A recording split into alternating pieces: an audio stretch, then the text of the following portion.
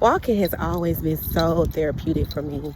And it just allows me to, I tell you, if I ever want to just hear God, I take a walk and it is just so just refreshing. I encourage anybody that's watching this to try to make a regular habit of just walking because it's so therapeutic. Oh, so refreshing. And it feels so good out here. But the reason for this is not just to talk about walking, but the Lord, I just heard him bring this word up and he said it to me quite a few times.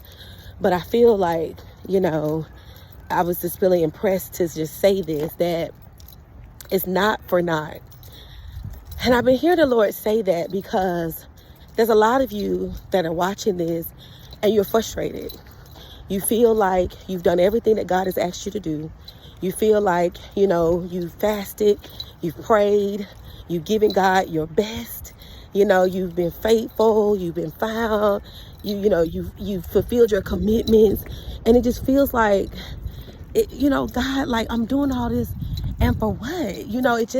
It's not, I just thought that things would be different. I thought that, you would honor the sacrifice. You would honor, what I've given, that this was going to just have a different outcome. And it's just not given what I feel like it should be given. And I'm still in a drought. I still feel stuck. I still feel like I don't have no more clarity than I did when you first spoke the word. I feel like, things just aren't moving.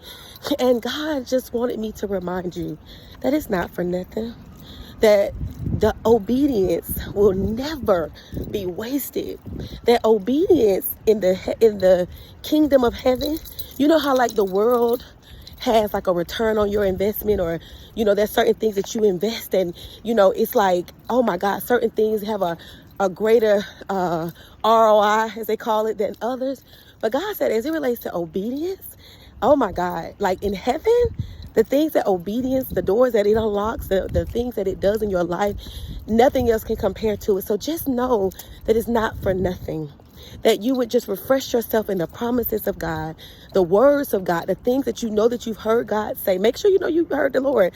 And when you know that you've heard God say it, trust your process. Trust that you are exactly where you are supposed to be. Trust that you know that you heard God. And, it's very natural for you to start to feel in that space like, did I hear him? Did I, God, am I missing you?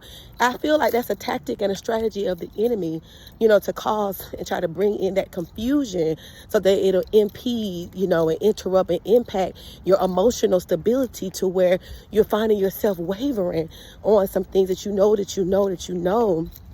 that you've heard God say. And so the word of God is just to remind, because we don't have enough words for people that are faithful and that are actually obeying and that are actually doing the things that God has told them to do. There's not enough words of encouragement for that group of people. Like, you know what I mean? Like, just to let you know, like, listen, keep going, keep doing what God has told you to do, keep obeying, keep fasting, keep praying, and keep pressing, because it's not going to be for nothing. Okay, God is not going to leave you hanging. He's not going to forsake you. It's coming as a sweet aroma to him, and it's not going to be for nothing. You will see the fulfillment of God's promise in your life. It is not all for nothing. It's not for naught.